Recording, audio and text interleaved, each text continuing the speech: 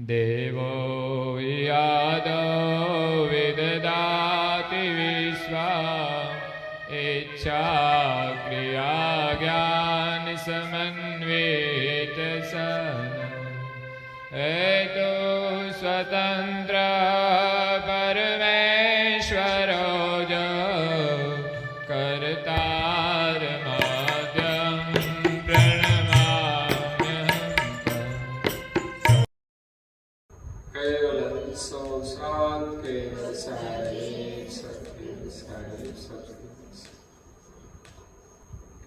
अब देखो निज नयन तुम्हारे, करो अनुभव पुन स्वरूप हमारे। ऐसा हम है पुरुष ही याद, वसु जहाँ निज धामायना।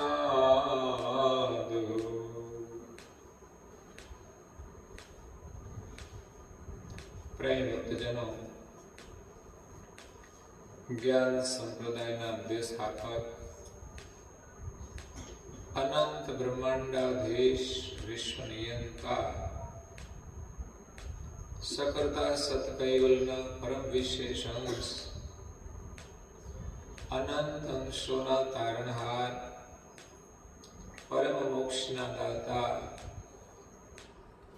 કૈવલ્ય ધર્મ ધુરંધર महान समर्थ परम श्रेष्ठ परम विभूतिवान परम दयालु परम कृपा निधि सर्वज्ञ दिव्य परम गुरु श्रीमद करुणासागर महाराज जगतना जीवोनु परम कल्याण करवा माटे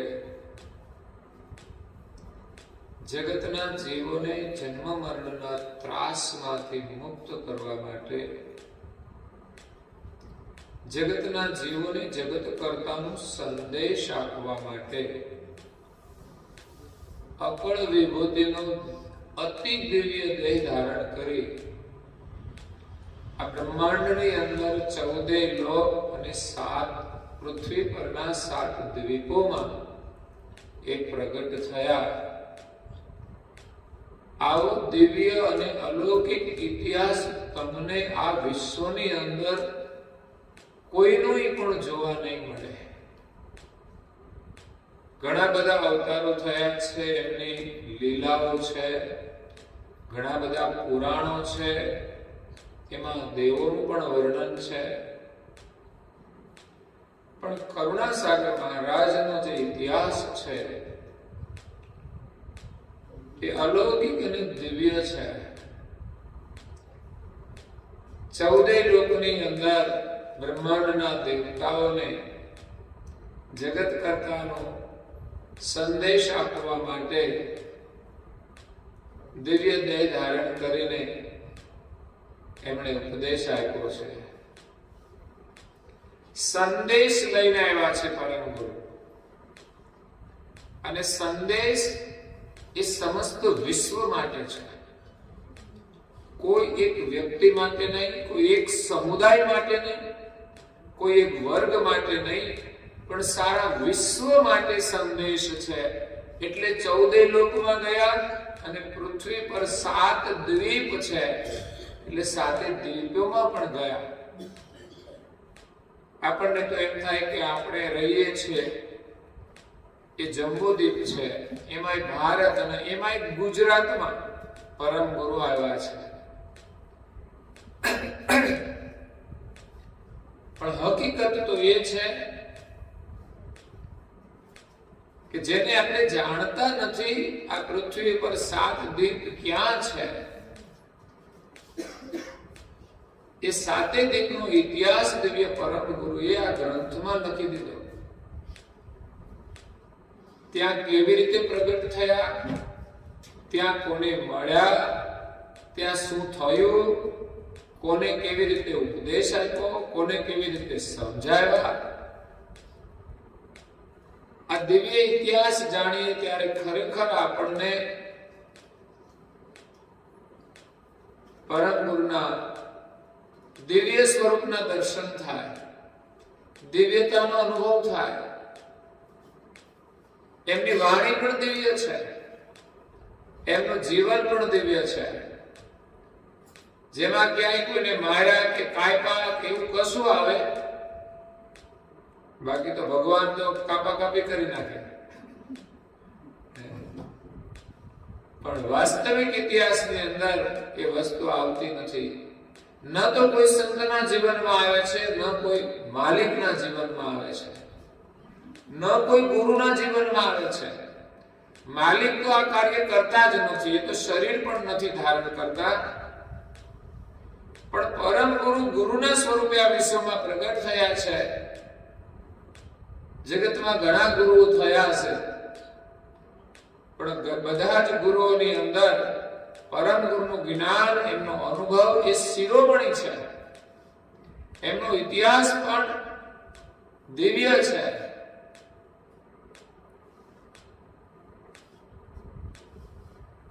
પરમ ગુરુના જીવનમાં ક્યાંય જીવ દશાનો તમને અનુભવ જોવા નહીં મળે. જ્યારે અન્ય ગુરુ તો કંઈક જીવ દશામાં રહ્યા હોય, સાધના કરી હોય, પછી મહાન થયા હોય. બાળપણની અંદર અધ્યયન પણ કર્યું હોય, જ્યારે કરુણાસાગર મહારાજશ્રીએ કોઈ અધ્યયન કર્યું નથી. કારણ કે સર્વજ્ઞ ગતિ હોય, બધું જ જાણતા હોય, એને અધ્યયન ક્યાં કરવાનું રહે? એ પોતાના અનુભવ દ્વારા જ જ્ઞાન આપે છે. ગયા જન્મનું જો આપણું સુકૃત હોય ને આપણી પાસે જ્ઞાન હોય ને તો આપણે ભણવાની જરૂર ના પડે, અભ્યાસ ના કરવો પડે, સાંભળવું ના પડે. પૂજ્ય શ્રી અચરતબા એમ કહેવાય છે કે કશું ભણેલા નહોતા, પણ અત્યારે ભણેલા લોકો ના સમજી શકે એવો અદ્ભુત ગ્રંથ એમણે બનાવ્યો. કેવી રીતે બનાવ્યો? તો પરમ ગુરુની કરુણાથી, એમના અનુભવથી બનાવ્યો છે. બહારનું શિક્ષણ નહોતું, છતાં પણ એમની પાસે જે પરમ ગુરુની કરુણાથી અનુભવ મળ્યો, એમના દ્વારા જે ગ્રંથ બનાવ્યો છે, જે આજના વિદ્વાનો પણ એને સમજી ના શકે, જાણી ના શકે, જાણે તો સ્વીકારી ના શકે. સત્ય તો એ છે, એને જાણવું જોઈએ, જાણીને એને સ્વીકારવું જોઈએ.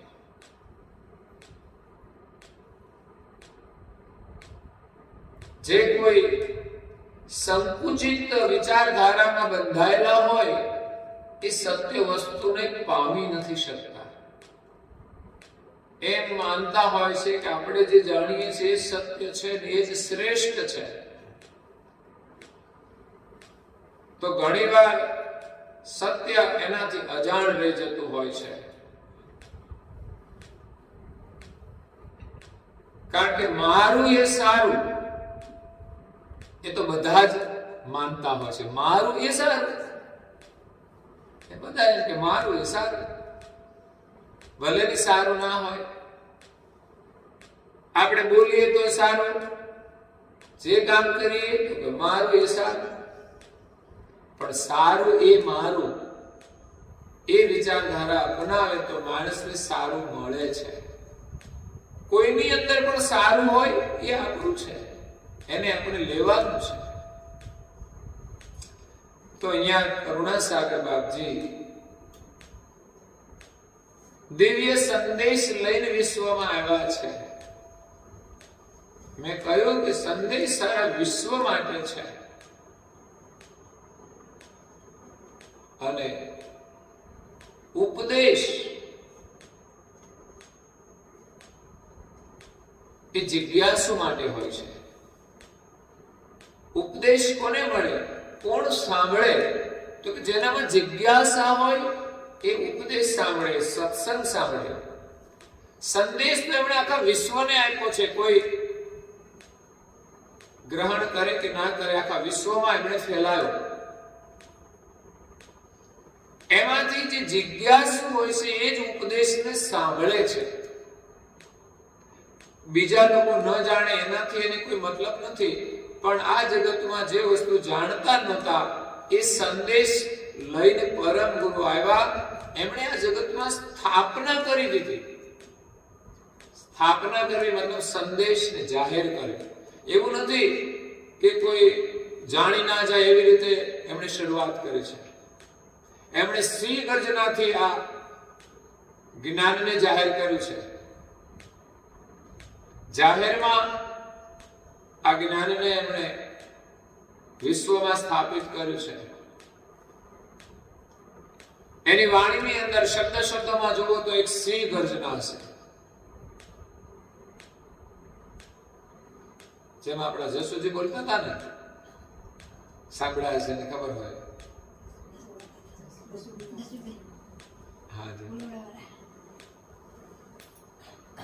પહેલી વાર મેં એમની કથા સાંભળી મેનપુરા ગામે અમરદાડી પાસે. પછી એનો પ્રવાસ ચાલુ રહ્યો મારી સાથે ઘણો સમય સારો. અને પછી પારાયણમાં પણ એમનું આયોજન કર્યું. બહુ સરસ અભ્યાસ હતો એમનો. બહુ જરૂરી છે. કદાચ કોઈ ભણેલા ઓછું હોય, એ બધા વધારે અભ્યાસ ન કરી શકે તો કઈ નહીં, પણ જે લોકો ભણેલા છે એ તો અભ્યાસ કરી શકે. જૂના લોકો ઓછું ભણેલા છે, નથી ભણેલા, પણ નવા લોકો તો ભણેલા છે. તો એ અભ્યાસ કરે તો એની સાથે સાથે ઓછું ભણેલા હોય એને પણ લાભ મળે છે. એ કરુણાસાગરની વાણી છે ને સિંહ ગર્જના જેવી છે. કરુણાસાગરનું એ જ્ઞાન સિંહ ગર્જના સમાન. હે સુરા હો તો સુનજો કાન, કાચા પચાને નથી કામનું, હો નથી કામનું. વેગ ભરી વાણી જ્યારે છૂટતી, કાયર જીવોની ધીરજ ખૂટતી. ભલા ભલા ભૂલે ભાન, વેદ શાસ્ત્ર ને પુરાણ. એવું ગુડ અલૌકિક કેવલ જ્ઞાન, કાચા પોચાના નથી કામ. આમ તો સરળ છે, સમજવામાં સરળ છે. સત્ય વસ્તુ એ બહુ જ સરળ હોય છે. બાકી તો તમારે અભ્યાસ કરવો હોય ને સંસ્કૃતનો તો તમે કરી ના શકો. એ તો જે વક્તાઓ છે, ભણતા હોય એ જ કરે છે. જ્યારે પરમ ગુરુનું જ્ઞાન બહુ જ સરળ છે. જીવનમાં ઉતારવું સરળ છે, માનવું સરળ છે. એક જ માલિક, જાજા કોઈ ભગવાન નહીં. જાજા ભગવાનમાં તો આપણે કન્ફ્યુઝ ના થઈ જઈએ કે કયા ભગવાન સાચા. એક બાપ હોય તો બરાબર, પણ બે પાંચ હોય તો નક્કી કરવું પડે ને કયા સાચા.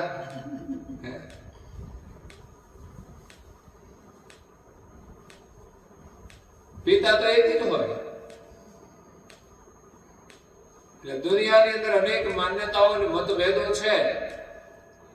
એમાં ધર્મ જગત વેચાઈ ગયું છે, જેના કારણે આજે વિધર્મીઓ એનો લાભ લેતા હોય છે. એટલે કરુણાસાગર મહારાજનો સિદ્ધાંત હિન્દુ ધર્મની અંદર એકતા કરવાનું કામ કરે છે. જ્યારે પણ હિન્દુ ધર્મની અંદર સંકટ આવશે ત્યારે આ વિચારધારાને સમજશે અને અપનાવશે તો હિન્દુ ધર્મ એક મત થઈ જશે.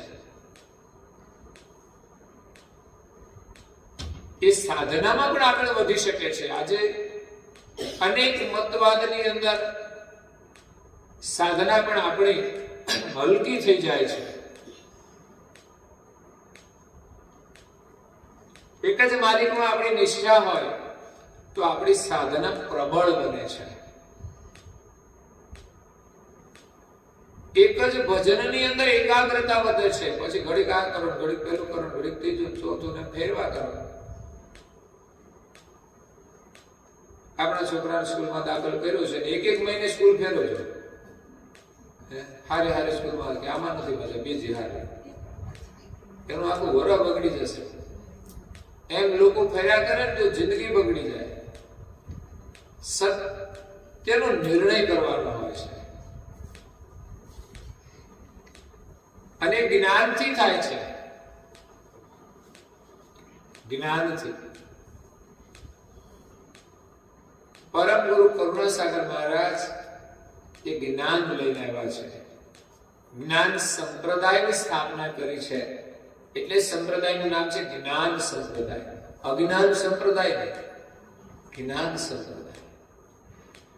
જે માર્ગની અંદર કોઈ અજ્ઞાન ન રહે, કોઈ અંધશ્રદ્ધા ના રહે, કોઈ વહેમ ના રહે.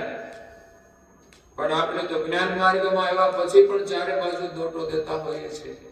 જ્ઞાન ના અભાવે આપણે સત્સંગ ના સાંભળીએ, સમજણ ના આવે ત્યાં સુધી ફરીએ. આપણે ભય લાગે એટલે કેટલી જાતના દોરા બાંધે, ગળામાં બાંધે, હાથે બાંધે. અને હવે તો નવી ફેશન આવી, પગમાં લોકો બાંધે છે.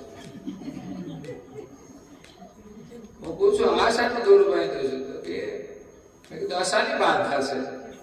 બાધા કઈ નહીં, ઘરમાં કઈ તકલીફ છે ના, એવું કઈ નથી. આ તો ખાલી શોખ નો બાંધ્યો છે.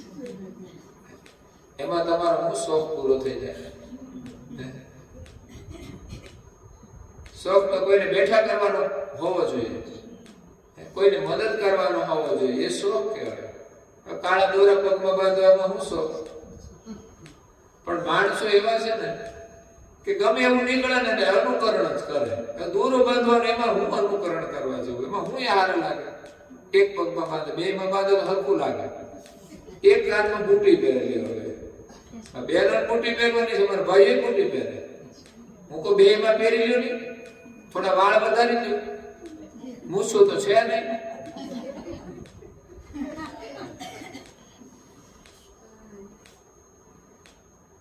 એટલે ન હોય એવું અનુકરણ કરે. આપણે કઈ તિલક કરતો તો શરમ આવે છે. તે પગમાં દોરા બાંધતા શરમ નથી આવતી? ટૂંકા કપડા પહેરતા શરમ ના આવે, તિલક કરતો શરમ આવે. ગૌરવની વસ્તુ છે, કરવા જેવી. આપણા દેશની અંદર અનેક વીર પુરુષો થયા છે, જેમણે ધર્મની રક્ષા કરી છે. એની અંદર જે શૂરવીરતા હતી ને, એમના કપાળમાં રાજ તિલક હતા. અને લડવા જતા ને ત્યારે એમની ધર્મપત્ની એને કપાળમાં તિલક કરી આપતી હતી અને આરતી ઉતારતી હતી. અત્યારે હું ખાક આરતી ઉતારે, ખાઈને સીધા મસાલા ખાવા જતા રહે, એની હું આરતી ઉતારે.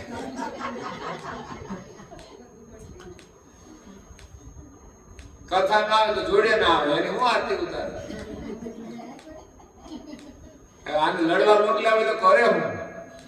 એના કરતા તમારી બહેનો હિંમત વાળી કહેવાય. હવે રણચટ્ટી થઈ જાય. આપણે તો અસત્યની સામે લડવાનું છે, અને એ બધા હારી જ બેઠા છે. અસત્યને જ પકડ્યું છે. અંગ્રેજો આવ્યા, હારી ગયા એના આગળ, એના ગુલામ થઈ ગયા. એમાં બધા છે ને અસત્યના ગુલામ થઈ ગયા છે.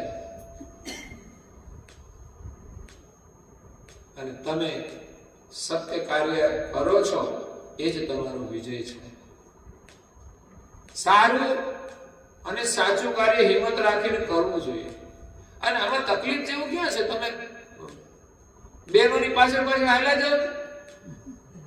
પેલા તો ભાઈઓની પાછળ બહેનો હાલી જતી હતી, હવે તમારે એની પાછળ હાલી જવાનું. બીજું હું, તમને ખબર ના પડે તો પાછળ બેસવાનું, બહેનો આગળ બેસે.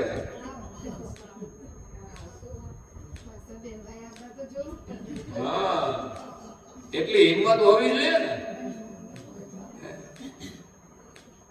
એટલે રાજ બહેનોનું આવ્યું છે. એમ નથી આવ્યું, શાસન એમ જ નથી.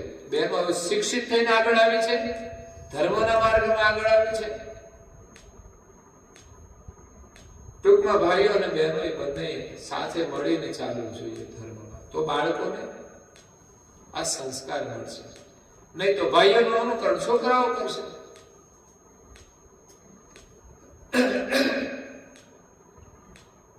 તો આ છે જ્ઞાન સંપ્રદાય, જેમાં કોઈ અજ્ઞાનતા નથી. કોઈ પણ સૂક્ષ્મ આંખની અંદર રજ સમાઈ શકે તો ધર્મ માર્ગની અંદર પ્રપંચ રહી શકે. કરુણાસાગર મહારાજના જ્ઞાનમાં ક્યાંય પણ સહેજ રતિભાર પણ અજ્ઞાન નથી કે કઈ વસ્તુ જાણવાની બાકી રહેતી હોય. જ્યારે અન્ય ધર્મોની અંદર, ધર્મ ગ્રંથોની અંદર જ્ઞાન છે પણ કંઈક અજાણ રહી ગયું છે, એને અજ્ઞાન કહેવાય. એમાં કશું ખોટું ના હોય પણ ઘણું જાણવાનું બાકી રહી જાય ને એને અજ્ઞાન કહેવાય.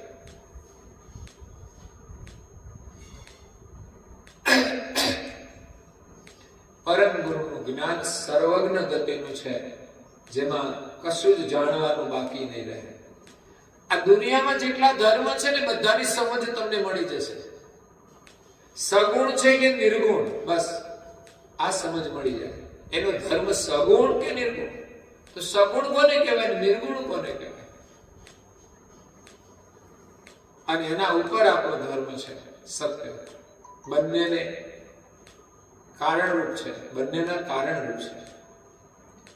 એટલે એવી સાચી સમજ મળે છે કે પછી આપણા મનમાં કોઈ ભ્રાંતિ ના રહે. માલિક કોણ છે એની ખબર પડે, અને દુનિયામાં જે લોકો ધર્મ પાળે છે એ કોણ છે એની પણ ખબર પડે. એટલે એ માને છે એનો વાંધો નથી, કઈ વાંધો નહીં. એને એ બસમાં બેઠા છે, એને ત્યાં જવું છે તો ભલે બેઠા. આ દુનિયામાં 14 લોક છે, માલિકે બનાવ્યા છે, પ્રકૃતિના છે, માયાના છે.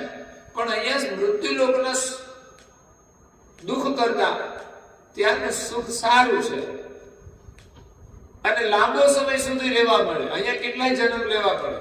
કીડા મકોડાના તો થોડા દિવસોમાં જન્મ ને મૃત્યુ થઈ જાય. તો જીવ એની અંદર ભટકતો હોય એના કરતા માણસ દેવોનું ભજન કરે ને દેવી ધામમાં રહે તો ત્યાં 100 વર્ષ રહેતા, અહીંયા તો હજારો વર્ષ જતા રહે. એટલો સમય તો કપાઈ જાય જન્મ મરણમાંથી. એટલો ફાયદો છે. પણ મુક્તિ નથી, ત્યાં માલિક નથી. માને છે જે ઈષ્ટને પોતે માલિક, પણ એ માલિક નથી, એ દેવતાઓ છે.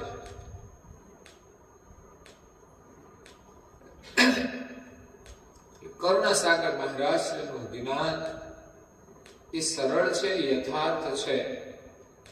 અહીંયા અગાધબોધ ગ્રંથની અંદર એ પોતાના જ્ઞાન દ્વારા અવિગત ગતિનું જ્ઞાન આપે છે. પરમ ગુરુનું જે સ્વરૂપ છે ને એ અવિગત છે. એ આપણી ગતિમાં ના આવે એવું છે, અવિગત છે. એના માટે આપણે ગતિ પ્રાપ્ત કરવી પડે. મતલબ પરમ ગુરુની કૃપા મેળવવી પડે, ત્યારે એની ગતિ મળે છે. અને ગતિ આવે તો પરમ ગુરુનું સ્વરૂપ આપણને સમજાય કે કેવું છે. લોકો તો એ માને કે ભાઈ આજે ફોટામાં દેખાય છે એવા છે. એ પ્રગટ તો થયા હતા, એ સ્વરૂપ તો છે જ, પણ અવિગત સ્વરૂપ. જો એ સ્વરૂપે હોય તો અત્યારે તો નથી. તો એ સ્વરૂપ સત્ય હોય, એક જ હોય, તો એ સ્વરૂપ હોય તો જ કામ થાય ને આપણું. પણ ના, પરમ ગુરુ તો એ શરીર છોડી દીધું છે. આજે પણ તમે પ્રાર્થના કરો તો તમારું કામ કરે છે. અને પરમ ગુરુ કરુણાસાગર આપણને મોક્ષ પ્રદાન કરે છે. તો એ એવું એનું સ્વરૂપ છે કે આપણને મોક્ષ આપી શકે છે. આખા વિશ્વની અંદર વિશ્વના સર્જનહાર ની ગતિ આપવાનું કાર્ય, મોક્ષ આપવાનું કાર્ય માત્ર ને માત્ર એક પરમ ગુરુ કરુણાસાગર જ કરી શકે છે. કારણ કે કરુણાનો સાગર છે. પરમ ગુરુ કરુણાના સાગર છે. એને જે નામ ધારણ કર્યું છે એ એનું સ્વરૂપ છે.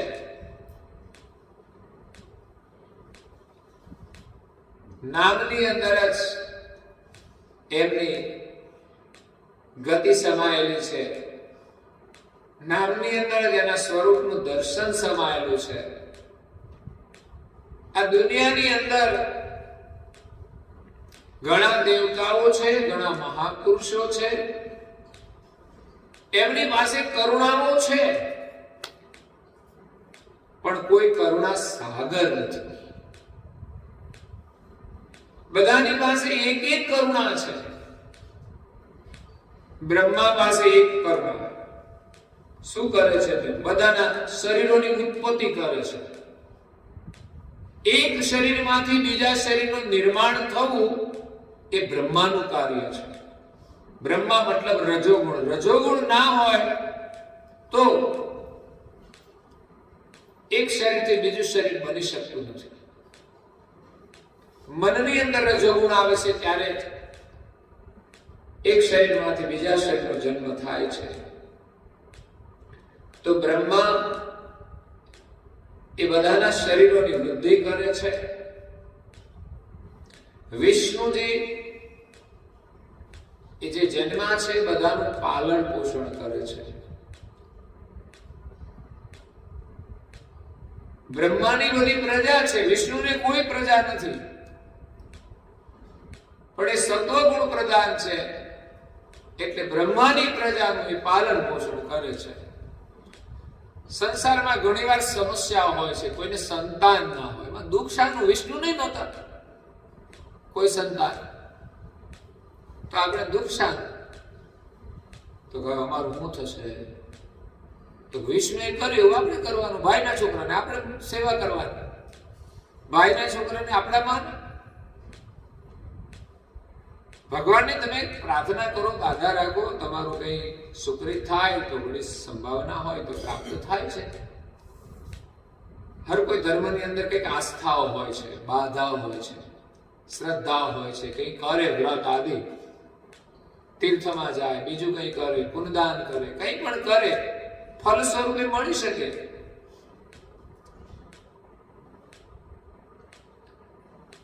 પણ ના મળે તો બધાને મળે એવું નથી, પણ ન મળે તો કુટુંબ હોય, એની અંદર ભાઈઓ હોય, એમને કોઈને 2 છોકરા હોય તો તમારું માની તમે એની સેવા કરો તો એ તમારું છે. આપણે તો પુત્ર જોઈએ છે ને, બસ પુત્ર ભાવ રાખીને વર્તન કરીએ. કોઈ ગરીબના બાળક હોય ને એને પણ પુત્ર ભાવથી પ્રેમ જ કરવો છે ને તમારે પુત્રને. પુત્રનો પ્રેમ શું હોય? તમે એને કપડા લાવીને પહેરાવો, તમે ખુશ થઈ જાઓ. તે ગરીબના બાળકને જોડે કપડા આપીને તમે ખુશ ના થઈ શકો કે આ મારો જ બાળક છે? તમારે ખુશી જોઈએ છે ને, અને વળી દુઃખ વગર નહીં. ઘરનો છોકરો તો ક્યારે હામો પડે કહેવાય નહીં. અને આવું સુકૃત કર્યું હોય ને એના જીવનમાં કોઈ અંત સમયે પણ તકલીફ ન આવે. ભગવાન એમની સાથે રહે. તમારા છોકરાને તમે ખવડાવીને જ ખુશ થશો તો કોઈ ભૂખ્યાને ખવડાવશો તો એનાથી વધારે ખુશી મળશે. આપણો તો કેટલા નખરા કરીને ખાય, ભૂખ્યા છે ને તમે આપો ને ખાઈ જાય, ખુશ થઈ જાય. એટલે અનેક પ્રકારે આપણે પુત્રનો જે પ્રેમ છે પામી શકીએ છીએ. કોઈ અનાથાલયમાં જાઓ, ઘણા બાળકો અનાથ હોય છે, એમાંથી પણ તમે કોઈ બાળકને પુત્ર તરીકે સ્વીકારી શકો છો. મળતા હોય છે, પણ વિશ્વાસ આવવો જોઈએ. અત્યારે તો કેવું કે 2 ઘરના છોકરા ભેગા થઈ ગયા હોય તો પોતાનો હોય ને વાલો લાગે, આગલા ઘરનો હોય ને એ વાલો ના લાગે. એ તમારા બાપનો પતિનો તો છે, પણ તોય અંતર પડી જાય છે. એવો તો લોકોનો ભાવ હોય છે. ખરેખર બંને બાળકો પ્રત્યે સમાન પ્રેમ હોવો જોઈએ. ઉલટાની ખબર હોય કે આ આગલા ઘરનો છે પણ એના પિતા તો એક છે, તો એને વધારે પ્રેમ કરવો જોઈએ. કારણ કે એની માતા મૃત્યુ પામી હોય કે કઈ કારણ બન્યું હોય તો એને એનો અભાવ ના લાગવો જોઈએ, એનું દુઃખ ના લાગવું જોઈએ, એટલો પ્રેમ આપવો જોઈએ. આને તો હાજર છે જ. નાના બાળકોને તો નાની ઉંમરમાં તો કઈ ખબર નથી હોતી, પણ આપણને ખબર હોય ને કે આ પેલાનો છે ને આ મારો છે, એટલે આપણે બધું ઊભું કરીએ. નહીં તો એ ખબર જ ના પડવા દે તો ક્યારેક ઇતિહાસને એવો દાબી રાખવું જોઈએ ને કે જીવનમાં કોઈ સમસ્યા ના આવે. આવા ઇતિહાસને દબાવી દેવો છે કે એ બાળક જન્મીને મોટો થઈ જાય તો કોઈને ખબર ના પડે કે આ બીજા ઘરનો છે. આવી હિસ્ટ્રી પણ દબાવી દેવી જોઈએ. લોકો તો ચર્ચા જ કરતા હોય, આ એનું બીજું ઘર છે, આનું આ છોકરું છે, આનું આ છોકરું છે. આ કથા કરવાની ક્યાં જરૂર છે? સામાજિક સમસ્યાઓ એ જ હોય છે કે ન કરવાની લોકો કથા કર્યા કરે, અને જે કરવાનું છે એ માણસ નથી કરતા. એટલે વિષ્ણુને કોઈ પ્રજા નહોતી, બ્રહ્માની પ્રજાનું પાલન પોષણ કરતા હતા. એટલે જ્યારે પણ આ જગતની અંદર અધર્મ વધતો ત્યારે એ અવતાર લઈને આવતા, એ પણ એનું પાલન પોષણનું જ કાર્ય છે. ભક્તોની રક્ષા કરવા માટે આવતા. તો એમની કરુણા હતી. શિવજી જ્યારે સૃષ્ટિની આદ્યમાં દેવો અને દાનવો મળી અને સમુદ્ર મંથન કર્યું, એમાંથી 14 રત્ન નીકળ્યા. એમાં એક ઝેર પણ હતું. હારું હારું તો હવ લઈ જતા રહ્યા, પણ ઝેર કોણ પીવે? અને જો ના લે તો પછી પૃથ્વીનો પ્રલય થઈ જાય. ત્યારે પૃથ્વીને સલામત રાખવા માટે શિવજીએ કરુણા કરી અને ઝેર પીધું, પણ કંઠેથી નીચે ના ઉતાર્યું, પી ગયા. એટલે સંસારનું ઝેર છે પીતા આવડવું જોઈએ, ગળે નહીં ઉતારવું, તો પેટમાં દુખાવો થાય, તકલીફ કરે. આ બધી કાનોમાં બધી વાતો સાંભળીને આપણે અંદર ઉતારીએ ને એટલે તકલીફ છે. અમે ઘણાની વાત સાંભળીએ પણ ગળા દબાઈ રાખવાની, નહીં બહાર કાઢવાની, નહીં અંદર ઉતારવાની.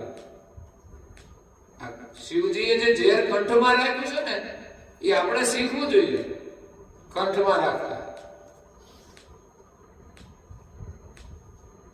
અમારા ભાઈએ મસાલો કાપીને બધું અંદર ઉતારી દે તો તકલીફ થઈ જાય. એટલે શિવજી પણ કરુણામય છે. શક્તિ, આદ્ય શક્તિ.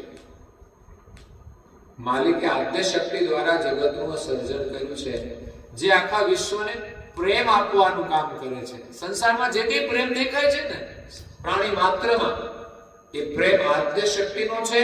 એટલે આપણે આ સંસારમાં મજા કરીએ છીએ. દુઃખ આવે, સુખ આવે, પણ આપણે કશું છોડતા નથી. તો આ પ્રેમ જે આપણા અંદર આવે છે એક શક્તિનો છે. એ બધાના પર કરુણા કરી અને બધાને ફરી પાછો એવો પ્રેમ આપે કે માણસ દુઃખને ભૂલી જાય. તો એ રીતે દેવતાઓ બધા કરુણામય છે. ત્યાર પછી વિષ્ણુના જે બધા અવતારો થયા ધર્મની રક્ષા માટે, 4 યુગની અંદર 24 અવતાર થાય છે.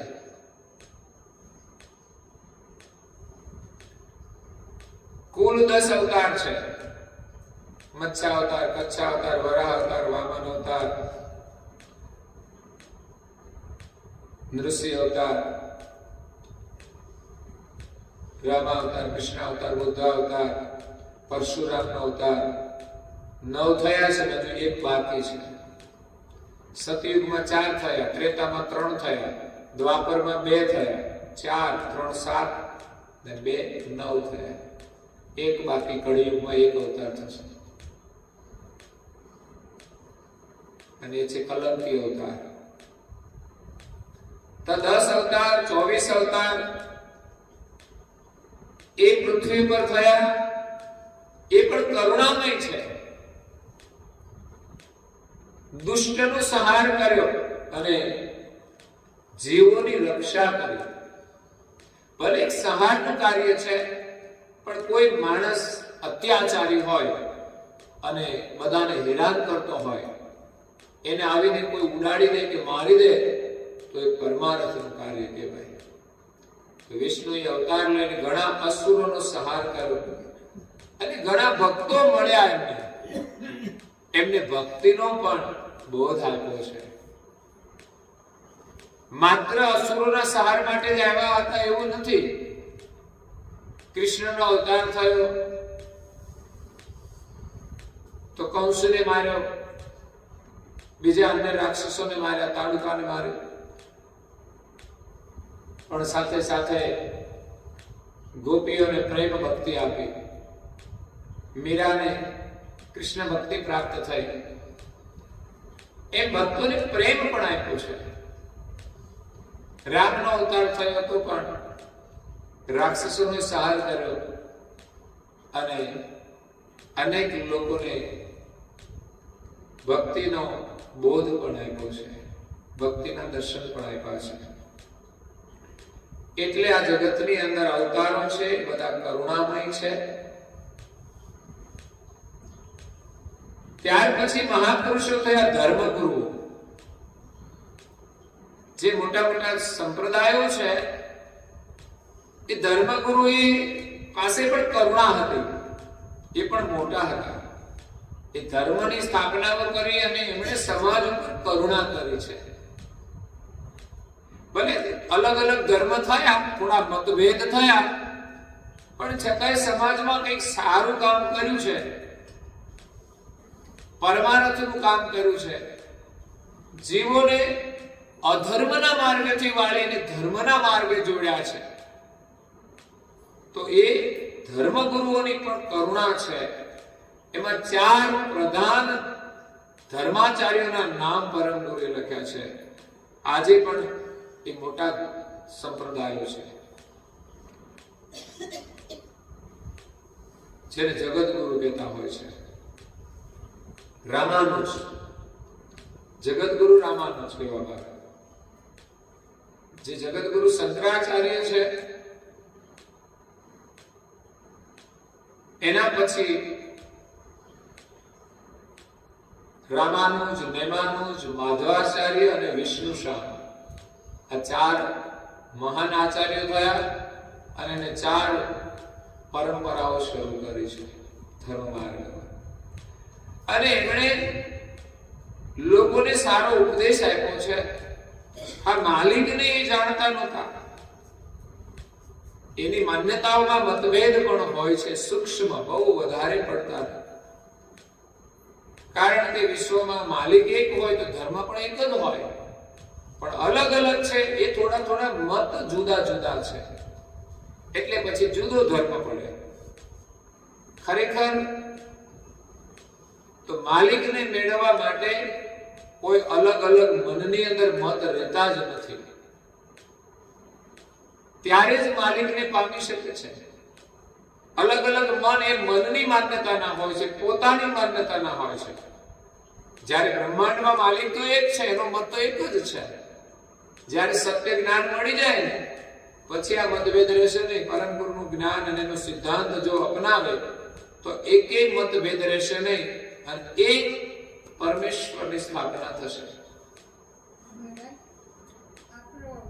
કેટલા દીપ પટકાતા હે ને એનું ગણિત સમજાવો. હે એ દોનો સહાર લોકો કહે તમે તો આટલા વર્ષથી આયા, ગુરુજી તો આટલા વર્ષથી આયા, પગથિયા તમારે તો આટલા વર્ષથી છે, એનું સમજાવો.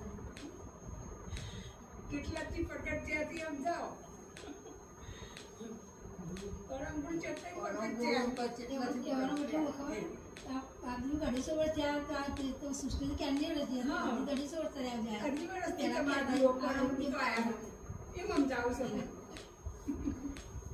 મોડા એનો મતલબ એવો થોડો છે કે એ નવા છે અને બીજા બધા જૂના છે. એનું જ્ઞાન તમે સાંભળો તો તમને એમાં સમજાય કે કેટલું જૂનું છે. બીજા બધાનું જ્ઞાન જગતની ઉત્પત્તિ થયા પછીના ક્રમમાં આવતા આવતા આવતા પછીથી શરૂ થાય છે. કોઈનું જ્ઞાન તમે ઉપર જાઓ ને તો વચ્ચે સમાપ્ત થઈ જશે. કરુણાસાગર મહારાજનું જ્ઞાન અહીંથી શરૂ થશે તો છે આ જગતની ઉત્પત્તિ થઈ અને ઉત્પત્તિ જે કરનાર છે ત્યાં સુધીનો અનુભવનું છે, એટલું પુરાતન છે. પણ અજ્ઞાની લોકો એ સમજી નહીં શકે. પરમ ગુરુને ઓળખી નહીં શકે. બાકી તો પરમ ગુરુનું જ્ઞાન જો અભ્યાસ કરે ને તો એ જૂનું છે, પુરાતન છે. સિંહનું બચ્ચું છે ને એ નાનું હોય ને અને એનાથી કદાચ બકરું મોટું હોય ને તો એની સામે એ જીતી ના શકે. એટલે પરમ ગુરુનું જે જ્ઞાન છે એ સિંહના જેવું છે. અને આ દુનિયાના જેટલા પણ ધર્મ છે બધા ધર્મના જ્ઞાનનો સમાવેશ આમાં છે. અભ્યાસ કરે ને તો બીજા ધર્મનો અભ્યાસ કરશો તો એને એક પોતાના મતની જ સ્થાપના હશે, એનું જ જ્ઞાન હશે. એ પોતાના મતને સત્ય માને એટલે એને જ્યાં સુધી માન્યતા હોય ત્યાં સુધી બરાબર હોય છે. પણ એવા મત તો આ દુનિયામાં અનેક હોય તો એમાંથી આપણે સત્ય મત તો શોધવો પડે ને. જ્યારે કરુણાસાગર મહારાજનો સિદ્ધાંત જેવો છે કે દુનિયાભરના કોઈ પણ મત હોય, હિન્દુ હોય, યહૂદી હોય, પારસી હોય, ક્રિશ્ચન હોય, મુસ્લિમ હોય, બધા જ મતનું જ્ઞાન આમાં આપ્યું છે, સમાધાન છે. નહીં તો હિન્દુ અને મુસલમાન આ બેનો એક મત કરવો મુશ્કેલ છે. પણ કરુણાસાગર મહારાજ શ્રી કર્યું છે કે મુસલમાનો ક્યાંથી આવ્યા એનું જ્ઞાન આપ્યું છે, એનો ધર્મ ક્યાંથી આવ્યો એનું જ્ઞાન આપ્યું છે, હઝરત મોહમ્મદ પૈગંબર ક્યાંથી આવ્યા એનું જ્ઞાન આપ્યું છે. તો સમાધાન થાય. તો દરેક મત એનો સિદ્ધાંત શું છે ને એ સમજે તો જ ધર્મ સમજાય. પરમ ગુરુને ઓળખવા હોય તો સામાન્ય વ્યક્તિ નહીં ઓળખી શકે. પરંતુ એના સિદ્ધાંતને સમજશે તો એને સમજાશે કે આ જ્ઞાન સર્વોપરી છે અને જૂનું છે, પુરાતન છે. પણ એનો જ્યારે સમય થયો છે ત્યારે એ આપવા માટે પ્રગટ થયા છે. એ સિવાય આ ધર્મમાં તો અનેક મત છે. જસુ ભગત કહેતા હતા કે માનો કે આ બોર્ડની પરીક્ષા હોય 10-12ની, આખા દેશમાં એક સાથે હોય, લાખો વિદ્યાર્થીઓ બેઠા હોય, બધાનું એક જ સરખું પેપર હોય, એમાં ગણિતનો એક દાખલો પૂછવામાં આવ્યો હોય તો એ દાખલો બધાને એક જ સરખો હોય, એના જવાબ પણ એક જ હોય ને. પણ આજે બોર્ડની અંદર બેઠા બધા જ વિદ્યાર્થીનો જવાબ જુદો જુદો હોય તો બધાનો સાચો હોય? એક જ જવાબ હોય સાચો હોય. એમાં સહેજે ફેરફાર હોય, થોડોય ફેરફાર હોય, એક આંકડાનો ફેરફાર હોય તો જૂઠો ગણાય. એમ આ જગતની અંદર અનેક જે સ્થાપનાઓ છે બધાના જવાબ જુદા જુદા છે. ખરેખર તો માલિક એક છે તો બધાનો જવાબ એક જ હોવો જોઈએ. તો આ દુનિયામાં જેટલા પણ મત છે એમાં જે સત્ય જવાબ છે એક એ જ સાચો છે. એ સિવાયના બીજા તો બધા ખોટા છે, એની અંદર ભૂલ છે. કઈક ગણતરી સાચી છે પણ છેલ્લે જતા જતા થોડી ભૂલ પડી જાય તેનો જવાબ સાચો ના આવે. એવી સ્થિતિ ધર્મ જગતની થઈ છે. એટલે અહીંયા હું વાત કરતો તો પરમ ગુરુ એ કરુણાના સાગર છે. બીજા બધા દેવો એ કરુણામય છે. બધા ધર્મગુરુમાં પણ કરુણા હતી. પૃથ્વી, જળ, અગ્નિ, વાયુ, આકાશ એ પણ કરુણા કરે છે. પૃથ્વી બધાને ધારણ કરી રહી છે. જળ ના હોય તો ખબર પડે કે શું દશા થાય. જળ આપણને બધાને શાંતિ આપે છે. તરસ લાગે ને પછી પાણી મળે ને તો શાંતિ થાય. ગરમી થાય પછી તમે નાઈ લો ને તો શાંતિ થાય. અને એ જ જળ જમીનમાંથી બધું ઉગાડે છે. જળ ના હોય તો શું થાય? અરે આ શરીરમાં જળ ના હોય તો એ ઉગાઈ જાય. આપણી આંખોમાં જળ છે, જો એ ઉકાઈ જાય તો દેખતું બંધ થઈ જાય. એટલે આ પાપણો પડ્યા કરે શા માટે? તો કે પાણી એને મળ્યા કરે, એ ભેનું ને ભેનું રાખે. પૃથ્વીની અંદર અનેક ઔષધિ ઉત્પન્ન થાય છે, એ એની કરુણા છે. અગ્નિ એ પણ જરૂરી છે, પણ વધારાનો નહીં હોય. ઘણી વાર ઘરમાં જ અગ્નિ હોય બધી,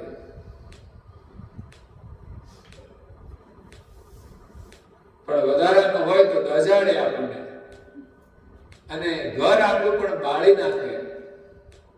એવો અગ્નિ નહીં, પણ જરૂરિયાત પ્રમાણેનો અગ્નિ. કરતા માલિકે આ વિશ્વમાં અગ્નિ બનાવ્યો છે, તો એ બધું પરિપક્વ કરવા માટે છે. આજે અગ્નિ ના હોત ને તો કાચી વસ્તુ છે ને પાક જ નહીં. આપણે રસોડામાં શું કરીએ છીએ? પકાવીએ છીએ. તો એ અગ્નિની પણ જરૂરિયાત છે. વાયુ, હવા કેટલી જરૂરી? એક બાજુ અગ્નિ આવે તો એ જરૂરી, તો વધી જાય અગ્નિ, તો પાછી હવા આવે તો કંટ્રોલ કરે, બેલેન્સ કરે છે. કરતા માલિકે બધી વસ્તુ મૂકી છે. આપણને એમ થાય કે અગ્નિ તો બહુ અકળામણ થાય છે, આને નષ્ટ કરી તો ના, જરૂરી છે, પણ કંટ્રોલમાં એના સામે પવન પણ જરૂરી છે. તો સંસારમાં બધા સંસારના કાર્યો જરૂરી છે અને સામે ભક્તિ કરવી જરૂરી છે. આપણે એમ લાગે ના ના સંસારનું જ કાર્ય બસ આપણી જવાબદારી છે, પણ એની સાથે સાથે ભક્તિ પણ જરૂરી છે. એટલે વાયુ બધાની અકળામણ મટાડે છે. ગરમી જ્યારે વધી ગઈ ત્યારે અકળામણ થવા માંડી, ત્યારે માલિકે પવનનો પસારો કર્યો છે. અને પાંચમો આકાશ તત્વ છે, એ પણ જરૂરી છે ને. પોલ, આ વચ્ચે બધી જે જગ્યા છે એ ના હોય તો પછી રહેવું કેવી રીતે? માટીની અંદર ઘણા જીવજંતુ રહેતા હોય, એ ક્યાંય હલી સલી ના શકે, એ જમીનમાં ચીપકી રહે. ઘણા અળસિયા હોય છે, છાપલિયા હોય છે, તો એ જમીનમાં રહે, એનું કોઈ જીવન છે. જ્યારે સામાન્ય તમામ જીવોને હરવા ફરવા માટે અવકાશ આપ્યો છે. એટલે તો આપણે નાનું ઘર ગમતું નહીં, હકડાશ પડે છે, તો મોટું લઈએ છીએ, તો એ અવકાશ છે. જો કે આ બહાર ખુલ્લું તો ઘણું અવકાશ હોય, તો એ પણ જરૂરી છે. પશુ પંખીને હરવા ફરવા માટે અવકાશ છે. અને પોલ છે, એની અંદર પણ વ્યવસ્થા છે બધી આકાશમાં. ત્યારે તો આ બધી પ્રક્રિયા થાય છે.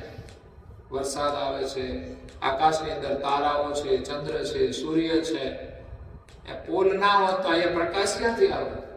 એટલે માલિકે આકાશ પણ બનાવ્યું છે ને એક દેવી તત્વ છે, એમાં કરુણા છે.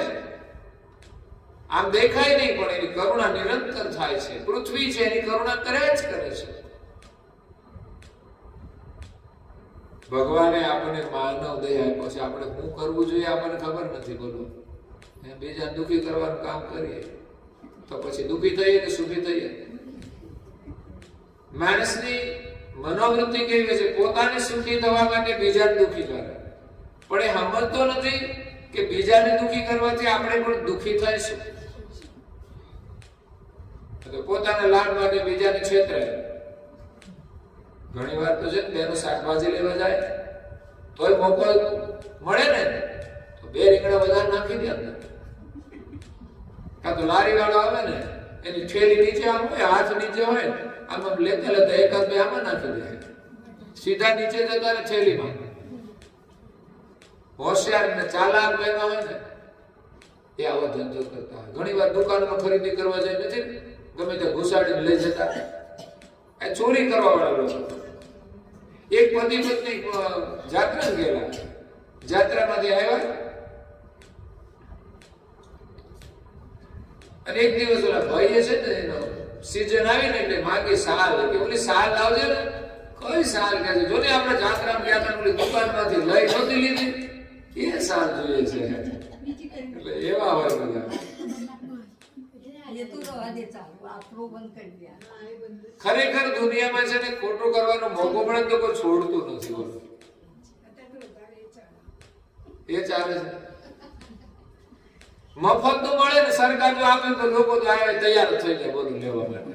સામેથી કોઈ ના લેવો હોય માણસ મળે કે ભાઈ ના મારે મારી મહેનત તો જ ખાવું છે, સરકારનું મારે નથી જોઈતું, મફત તો મારે ના જોઈએ. અને એ શાસ્ત્રોની અંદર સૂત્ર આપેલા છે કે આત્મનિર્ભર બનો, સ્વનિર્ભર. આ તો કે બાપાની કમાઈ હોય તો મોજ કરો. છોકરાને ત્યારે જ એટલું આપવું જોઈએ કે જાતે કમાતો થાય. ભલે તમારી પાસે મિલકતો એમની જ છે, પણ એને કમાતા તો શીખવવું પડશે ને, એને વાપરતા શીખવવું પડશે, પછી એને આપવું જોઈએ. નહીં તો છોકરો બગડી જાય, આપણો જ હોય. જે સ્વનિર્ભર બનાવવો પડે, આત્મનિર્ભર બનાવવો પડે. એટલે અહીંયા સૂર્ય અને ચંદ્ર ભગવાને બનાવ્યા, એ પણ કરુણા કરે છે, એ એનું કામ કરે છે. ત્યારે તો જીવન ચાલે છે, આપણે હોશિયારી કરે હું આમ કરું હું આમ કરું. એટલે દુનિયામાં બધા દેવી તત્વો કામ કરે છે, ત્યારે તો જીવીએ છે. આ અજવાળું છે ને એનું છે, નહીં તો અંધારામાં તું કર હું ગોથા મારે. અંધારું અંધારું રહે શું કરે? પછી તો લાઈટ ના રહે, સૂર્ય ના હોય. આ તો સૂર્યમાંથી પ્રકાશ આવે છે. બધું સોલાર બને છે, અત્યારે બધી સિસ્ટમ આવી છે. તમે જુઓ તો ખરા સૂર્યની શક્તિ કેટલી, આખા વિશ્વને ગતિ આપવાની. કેટલી પ્રકારનું સામર્થ્ય છે. એની રીતે તો એ પ્રકાશને તાપ આપીને બધા વનસ્પતિમાં જીવન આપે છે, ઔષધિ આપે છે. પણ એના તાપમાંથી મનુષ્ય પણ કેટલું કામ લઈ રહ્યું છે. અને ભવિષ્યમાં સમય પરિવર્તન થશે ને ત્યારે એની બહુ જરૂર પડશે. આજે જ તમે જુઓ તો સોલાર સિસ્ટમ આવી છે કેટલી બધી, એના પર સરકારે પણ બહુ ભાર મૂકે છે કે બધા લોકો સોલાર કરવા માંડે ને તો આ ઇલેક્ટ્રિકની સમસ્યા હટી જાય. કારણ કે એક જ સરકાર બધાને પાવર આપે એની વ્યવસ્થા બહુ અઘરી પડે. જ્યારે બધા જ લોકો પોતાના ઘર ઉપર લગાવી દે તો સિસ્ટમ આખી ટૂંકી થઈ જાય ને. બધા પોતપોતાનું મેન્ટેનન્સ કરે અને એને લાભ પણ થાય તેનાથી. તો કુદરતી શક્તિનો સદુપયોગ થાય. બાકી તો શું, સરકાર ઉત્પાદન કરે પણ કર્મચારી મૂકે ને એનો ટેક્સ લાગે, બધું આપણા સુધી આવે, બધું મોંઘું થઈ જાય. એટલે એ પરિસ્થિતિમાંથી સરકાર બહાર કાઢવા પ્રયાસ કરે છે. સૂર્ય અને ચંદ્ર પણ કરુણા કરે છે. આપણને ખબર જ ના હોય ચંદ્રમાં શું કામ કરે છે, પણ ભગવાને એટલી બધી અદ્ભુત દુનિયા બનાવી છે ને. હે કરુણા કરનારા તરે કરુણાનો કોઈ પાર નથી. હે સંકટ નારનારા તરે કરુણાનો કોઈ પાર નથી. તારી કરુણાનો કોઈ પાર નથી. મેં પાપ કર્યા છે હું ભૂલો કરવી સેવા. મેં પાપ કર્યા છે હું ભૂલો કરવી સેવા. હે મારી ભૂલો ના ભૂલનારા તારી કરુણાનો કોઈ પાર નથી રે. તારી કરુણાનો કોઈ પાર નથી. ભગવાનની કરુણાના જો દર્શન કરીએ ને તો એની કરુણાનો કોઈ પાર નથી સાહેબ. અને કોઈ ઘટીને કરુણા તો સાક્ષાત પ્રગટ થયા કે આ જીવો તો સંસારમાં ફસાઈ ગયા છે, એમાંથી બહાર કાઢવા માટે જે અવતાર થયો છે ને કરુણા કરુણાનો અવતાર છે. જે કરુણા વિશ્વમાં કોઈ કરી શકે તેમ નથી, એવી કરુણા કરવા માટે આવ્યા છે. બધા કરુણા કરે, દેવો કરુણા કરે છે, એક એક કરુણા કરે, પણ કરુણા સાગર તો કરુણાના એવા સાગર છે ને, એ બધી જ કરુણા કરે છે. જીવનમાં આપણે એવા પાપ કર્યા કે ભગવાનની સેવા કરવાનું ભૂલી ગયા. જે ભગવાન આપણા ઉપર કરુણા કરી રહ્યા છે, ક્યારેક પુત્ર છે ને પાપના માર્ગે ચાલે ને ત્યારે મા બાપને ભૂલી જાય, એની સેવા ભૂલી જાય. એવું આપણે જ કર્યું છે. જે માલિકે આપણને મોટા કર્યા છે, જીવન આપ્યું છે, એને જ ભૂલી ગયા તો સુખી ક્યાં થવાના?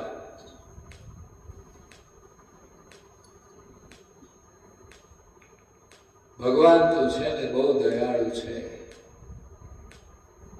જે માતા અને પિતા બાળકો માટે કેટલા દયાળુ હોય છે. નાની નાની ભૂલો કેટલી એ કરતા હોય, પણ એ જાતિ કરતા હોય છે. પણ બહુ મોટી ભૂલ કરે ને ત્યારે પછી થપ્પડ મારે. એ ભગવાન છે ને નાની નાની તો આપણે આખા દિવસમાં કેટલી ભૂલો કરીએ છીએ, તરત થપ્પડ નથી મારતા. એ ભૂલોને ગણતા જ નથી, પણ મોટી ભૂલો કરીએ ને ત્યારે એકાદી થપ્પડ મારે એટલે પછી આપણે નીચે બેસી જઈએ. દુઃખ આવે છે ને એક થપ્પડ છે. ઘણી ભૂલો કરીએ છે, અને થપ્પડ વાગે ને તો બાળકને ખબર પડે. એ થપ્પડ મારે છે ને એ બાળકને દુઃખી કરવા માટે નહીં, પણ એને સુખી કરવા માટે મારે છે. તો ભગવાન દુઃખ આપે છે ને આપણને હેરાન કરવા નહીં, પણ દુઃખમાંથી છૂટવા માટે આપે છે. કે તું ખોટા માર્ગે હાલીશ નહીં તો દુઃખી જ રહીશ. એકાદ એવી થપ્પડ મારે અને ભગવાન યાદ આવી જાય, અને જો સત્યના માર્ગે માણસ વળી જાય તો. એટલે કરુણા સાગર મહારાજની કરુણા તો એવી છે કે જે જીવાત્મા માલિકને ભૂલી ગયો છે, એ માલિકની સાથે એકતા કરવાની કરુણા, મોક્ષની કરુણા પરમ ગુરુ કરે છે. એટલે કરુણા સાગર જે નામ છે એ માત્ર ને માત્ર કૈવલ કરતાના પરમ વિશેષ અંશ પરમ ગુરુને જ લાગી શકે છે. એ સિવાય આ બ્રહ્માંડની અંદર કોઈને પણ ના લાગી શકે. કોઈ સંતો કરુણા વાળા હોય તો આપણે એને કરુણાના અવતાર કહીએ, કરુણા નિધિ કહીએ, એક ઉપનામ તરીકે કહી શકીએ. આ દુનિયામાં ઘણા બધા મહાપુરુષો થયા આજ સુધી, પણ કોઈનું નામ પ્રોપર કરુણા સાગર નહોતું. બોલો, એ નામ રહી જ ગયું. કોઈને યાદ જ ના આવ્યું કે આનું નામ કરુણા સાગર રાખીએ, કારણ કે કોઈને લાગી શકે તેમ નથી. એટલે જયારે કરુણા સાગરનું પ્રાગટ્ય થયું ને એને જ કરુણા સાગર નામ લાગ્યું છે. અને એ પણ એનું કાર્ય છે, એની ગતિ છે, એટલે એને કરુણા સાગરથી સંબોધન કરીએ છીએ. એ કઈ બાળપણમાં પાડેલું છે એવું નથી. બીજું એક નામ કુવેર છે. બધા ગ્રંથોની અંદર કહે કુવેર શબ્દ આવે છે, તો કુવેર સ્વામી એ પણ એમનું નામ છે. અને કરુણા સાગર એ ગ્રંથોમાં પરમ ગુરુએ લખ્યું છે કે સાધુ કુબેરદાસ, કુબેર નો મતલબ કુબેર, ગુરુ કૃષ્ણદાસ, તે કુબેર સ્વામી નામ હતું. દીક્ષામાં કુબેરદાસ, ગુરુ કૃષ્ણદાસ, એટલે ગુરુ પરંપરાનું નામ કહેવાય. અને કરુણા સાગર નામ એ તો જ્ઞાન સંપ્રદાયની પરંપરાનું નામ છે. કે જ્ઞાન સંપ્રદાયના આદ્ય સ્થાપક કોણ? કરુણા સાગર મહારાજ. અને કરુણા સાગર એ કોણ? તો એની સમજ પરમ ગુરુ ગ્રંથોમાં આપી છે. અને એને આપણે ઓળખવાના છે. તો કહે છે, અબ દેખો નિજ નયન તુમારે, કરો અનુભવ ગુણ સ્વરૂપ હમારે. તમારા નિજ નયન દ્વારા તમે જુઓ કે મારું સ્વરૂપ કેવું છે, કરુણા સાગરનું સ્વરૂપ કેવું છે. કોઈ વ્યક્તિ છે એ જે બેઠી છે ને એવી જ નથી, માત્ર શરીર રૂપ જ નથી, એનું જીવનમાં જે કાર્ય હોય ને એ એની સાચી છબી છે. મહાત્મા ગાંધીનું નામ લઈએ તેની આકૃતિ જ નહીં, એનું કાર્ય કહે છે કે આ મહાત્મા ગાંધી છે. નરેન્દ્ર મોદી ભવિષ્યમાં એનું કાર્ય કહે છે કે નરેન્દ્ર મોદી છે. એની માત્ર શરીરની છબી જ નહીં, એ શરીર દ્વારા એને કામ કેવા કર્યા છે, અને કામ કરવામાં એની અંદર રહેલું જે આત્મા છે એનું સ્વરૂપ છે, કાર્ય સ્વરૂપ છે. એના અંતરનો ભાવ જગત પ્રત્યે કેવો છે, એ કેવું જીવા છે. અનેક મહાપુરુષો થયા છે, એ એનું સ્વરૂપ છે. હા, એનાથી ભીતરમાં પણ એક કૈવલ કરતાના બધા અંશ છે, એ અંશ સ્વરૂપ પણ ભીતરમાં રહ્યું છે. પણ જ્યાં સુધી પરમ ગુરુનું જ્ઞાન અને એનું સિદ્ધાંત ન સમજે ત્યાં સુધી કૈવલના અંશ છે ને એ સ્વરૂપને નહીં પામી શકે. એટલે પરમ ગુરુ આવ્યા છે એને આપણે ઓળખવાના છે, પણ એ માત્ર આ આંખોથી નહીં ઓળખાય. આ આંખોથી તો માયા છે ને આપણને ભૂલાવી જ દેશે. પરમ ગુરુના દર્શન કર્યા અને પછી પાછા આવ્યા ઘરમાં, તો ઘરમાં બધું જોઈને આપણે તો ભૂલી ગયા. આપણે તો આ બધું ગમે છે, પણ ગમે છે તો આ બધું છેલ્લે છે ને કામ નહીં લાગે. આ બધું આવું નવું રહેવાનું નથી. શરીર હોય તો પણ, શરીર પણ સુંદર હોય ને માણસને બહુ ગમે, પણ ભાઈ શરીર ખાલી સુંદર હોય તો શું કામ? આપણા વિચાર પણ સુંદર હોવા જોઈએ, સુંદર શરીરની વાણી પણ સુંદર હોવી જોઈએ, સુંદર શરીરથી સુંદર કર્મ પણ કરવા જોઈએ, તો જ બધાને ગમે. નહીં તો સુંદરતા ગમે છે ખરી, પણ કાયમને માટે ગમતી નથી. અને આ સુંદરતા કાયમ રહેતી નથી. એટલે દુનિયાની જે સુંદરતા છે એની ભ્રાંતિમાંથી મુક્ત થઈ અને આપણા જે અંદર ભીતર રહેલું જે સ્વરૂપ છે ને સુંદર, એની સુંદરતાને પ્રગટ કરવાની છે. એના ઉપર જે આવરણો છે ને એને દૂર કરવાના છે. અને આ શરીર માનો કે સુંદર છે, પણ પેલા અંદર રહેલો ચૈતન્ય ચાલ્યો જાય તો પછી કોઈ એના સામું જોશે, મોઢું પડી ગયું. અરે જીવ અંદર હોય મોઢું પડી જાય તો કોઈ સામું ના જોવે. મોઢા બગાડે ને તો સુંદર ચહેરા હોય ને એ સુંદર ના લાગે. એટલે ખરેખર તો ચહેરાની સુંદરતા એ છે તમે હસતા રહો, સ્માઈલ. કપાળમાં તિલક કરો ને સદાય હસતા રહેશો. આ છે શરીરની સુંદરતા. જીવનમાં સુખ અને દુઃખ બંને આવે. સુખ આવે તો માણસ ખુશ થઈ જાય, પણ દુઃખ આવે તો રડે છે. જ્યારે માણસની અંદર આધ્યાત્મિક શક્તિ હોય તો એ દુઃખથી ડરતો નથી અને દુઃખમાં પણ પ્રસન્ન રહે છે. દુઃખને પણ સ્વીકારી લે છે. કેમ? તો કે મારા ભાગ્ય પ્રમાણે મળ્યું છે, મારા પ્રારબ્ધનું ફળ છે. રડવાથી દુઃખ દૂર નહીં થાય, પણ વિચારીને આપણે પ્રયાસ કરીએ તો એમાંથી નીકળી જવાય છે. હિંમત રાખીને સામનો કરીએ તો દુઃખ દૂર થઈ જશે થોડા સમયમાં.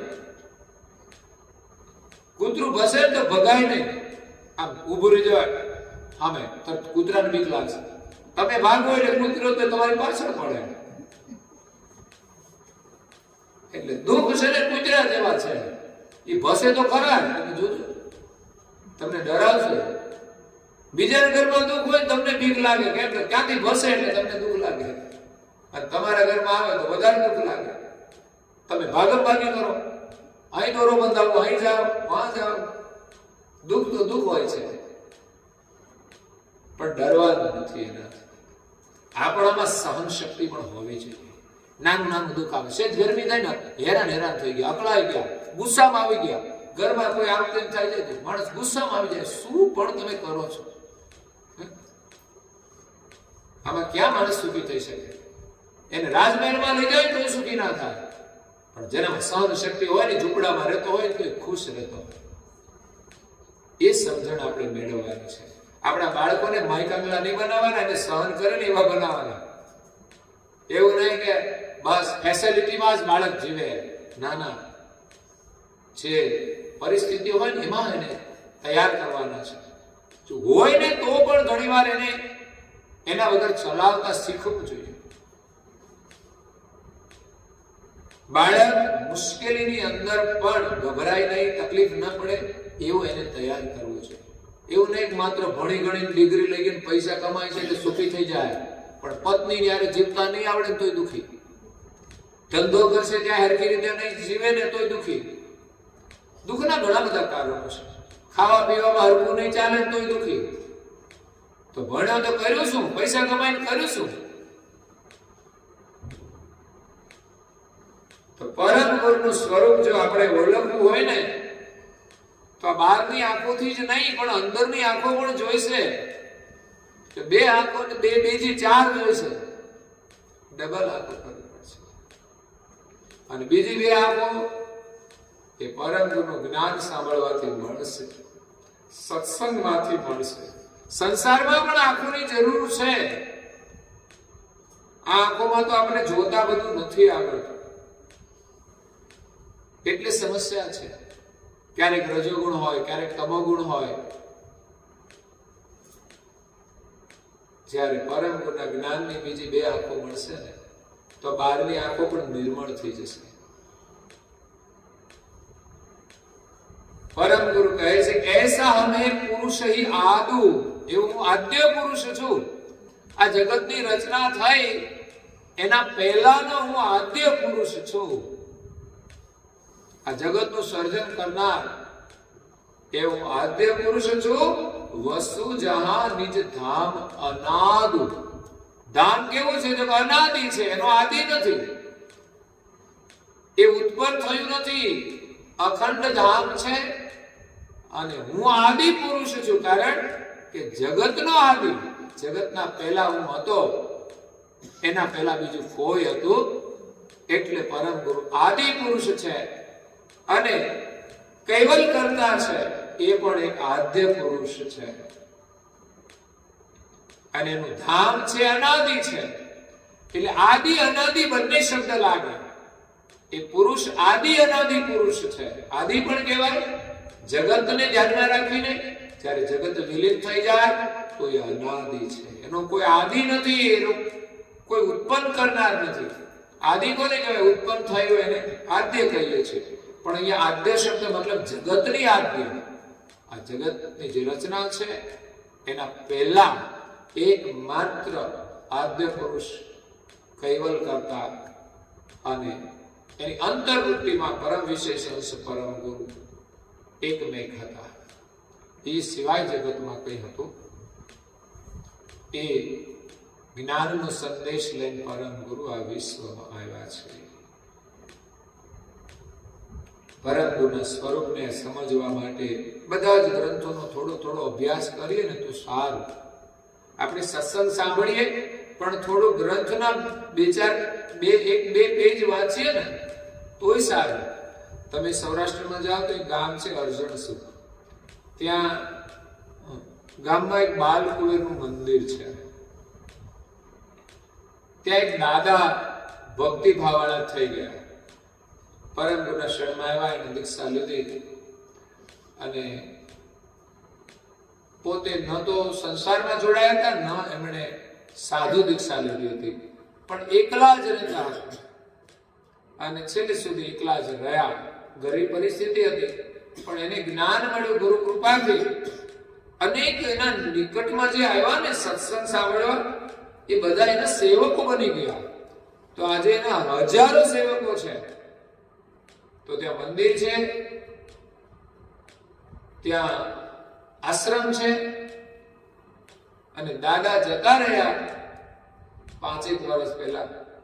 તો એના પાછળ એમની જે પરંપરા હતી, દાદા છે ને કૂતરા પ્રત્યે બહુ દયાભાવ રાખતા, એમને ટુકડો નાખતા હતા.